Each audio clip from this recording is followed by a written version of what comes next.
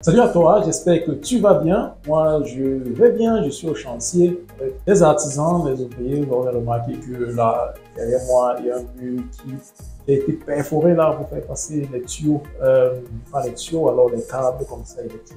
Bien autre chose qu'on va faire ici. Vous verrez là, vous voyez au plus en bas, on est en train on a carrément creusé le mur là, on va installer derrière moi une cuisine, ça va être transformé complètement. La salle dans laquelle je me trouve, vous n'allez pas reconnaître ça, cette salle. Je vais vous la présenter dans une prochaine vidéo. Donc, on est au travail. Donc, parce que c'est une petite pause, ils font une petite pause. Il y en a qui travaillent de l'autre côté, c'est pour aller suivre en fond des bruits et les autres sons font une petite pause. Moi, je profite pour faire une petite vidéo et j'aimerais partager avec toi 5 choses que tu dois absolument savoir avant de rénover. Retrouvons-nous juste après les génériques.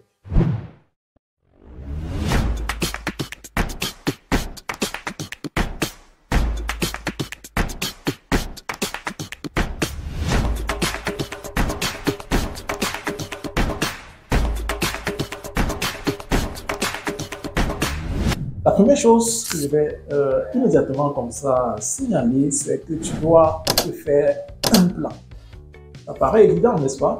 Beaucoup vont se dire, voilà, je sais ce que je veux faire, je veux rénover, je veux faire le sol, je veux refaire les toilettes. Non, ça ne suffit pas. Tu dois te faire vraiment un plan détaillé de ce que tu comptes réaliser dans l'appartement. Tu veux faire du sol, tu veux faire quoi concrètement au niveau du sol? Est-ce que c'est des carreaux que tu veux poser? Est-ce que tu veux faire, tu veux mettre des laminates? Tu veux faire quoi concrètement? Tu veux faire les murs? Est-ce que tu veux juste mettre la peinture? Est-ce que Donc, il faut qu'il y ait vraiment un plan bien défini de ce que tu veux faire. Ça va te permettre même aussi, pas derrière, de pouvoir budgétiser, de pas derrière, de pouvoir définir même le timing de réalisation avec tes artisans, avec tes techniciens. Donc, il faut faire vraiment un plan concret de ce que tu veux réaliser. La deuxième chose, c'est de définir le type d'opération que tu comptes réaliser progressivement sur le terrain. Est-ce que tu comptes refaire complètement l'appartement? Et quand je parle de refaire complètement l'appartement, refaire l'électricité, refaire le sol, refaire le sanitaire, refaire vraiment les murs par exemple, et bien d'autres choses. Est-ce que tu comptes vraiment raser tout cela, les refaire complètement, ou alors tu comptes juste rafraîchir l'appartement, c'est juste la peinture, c'est juste le sol, donc tu retouches juste, ou alors tu comptes juste retoucher les coins qu'il faut retoucher, hein, qui sont un peu retouchables. Il faut également les définir, c'est important, parce que comme j'ai dit également, en ce qui concerne le budget, vous allez voir que je reviens encore là-dessus, parce que c'est très important, au final ça peut te coincer. Tu peux te retrouver en train de faire des mois parce que tu n'as plus de fonds pour pouvoir avancer avec le travail. Donc, ça, c'est le deuxième conseil que je vais donner. Tu dois savoir, tu dois définir le type d'opération que tu veux réaliser dans ton appartement.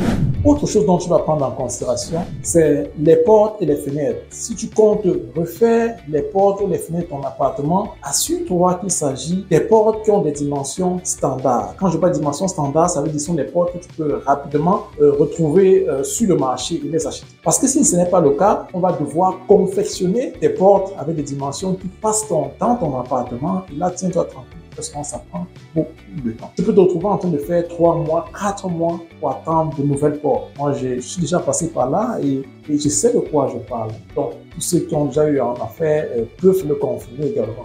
Donc, ça peut te prendre extrêmement du temps. Donc, ça fait que si en amont, tu sais déjà que tu vas refaire des portes et que ces portes n'ont pas des dimensions standards, alors il serait très opportun et intelligent de les commander très rapidement afin de gagner en temps. Donc sinon, tiens-toi tranquille, ça va mettre du temps pour que tu puisses finir avec ta rénovation, alors avec ton chantier. Donc toujours vérifier cela. Quel est l'état des portes, la type des portes qu'il faudra refaire. Si oui, prendre rapidement les dimensions et les laisser confectionner. Autre chose que tu ne dois pas sous-estimer, c'est la logistique.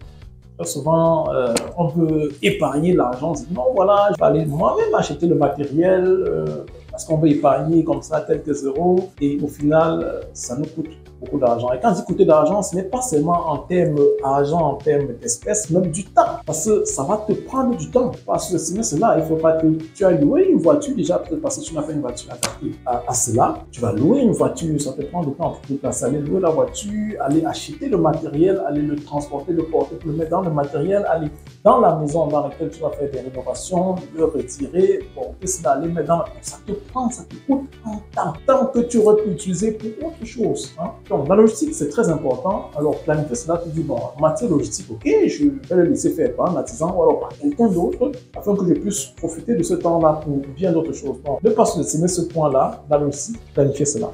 Alors, et pour finir, l'estimation du budget, il faut que je me dépêche là parce que les gars m'attendent. J'ai dit aujourd'hui que je devais travailler avec eux, donc ils sont en train de m'appeler là, ils me disent de venir travailler. Donc, ouais. Bon, pour finir, l'estimation du budget. Il est important de vraiment bien estimer son budget et surtout de s'attendre aux imprévus. Alors, lorsque tu te lances dans des rénovations, dans des maisons dans lesquelles on va rénover, comme c'est le cas ici, comme je vous ai montré, vous voyez, on a préféré là partout, il y a bien d'autres choses, je vous montrerai encore beaucoup plus d'autres salles, ce qu'on a pu faire là. Sachez qu'il y aura toujours des imprévus. Très souvent, il y a des imprévus. Et si tu n'as pas prévu de l'argent pour cela, tu seras coincé. Ça va mettre du temps. Hein? Et l'artisan, le technicien, lorsque ça traîne, il va ailleurs. Il va continuer ailleurs. C'est comme ça parce que il est demandé. Et lorsque tu vas lui dire, bon, maintenant j'ai l'argent, on peut acheter le matériel, il va te dire, ok, laissons ça demain parce que j'ai commencé quelque chose. Ou alors il viendra, mais ça va pas aller parce que c'est que le matériel va finir et puis voilà. Donc, vous voyez, il faut avoir de l'argent pour que ça aille. Parce que là, lorsqu'il est dans le flot, il faut qu'il se dépêche pour finir également le travail, pour que derrière, tu puisses également mettre rapidement ton appartement en location. Donc, l'estimation du budget, c'est important. Il faut bien le calculer, il faut bien l'estimer. Alors, c'est tout. Pour cette vidéo, j'ai voulu partager avec toi 5 points qui sont importants que tu dois prendre en compte avant de te lancer dans une rénovation. On va se dire à très bientôt dans une prochaine vidéo. C'était Cédric. Bye.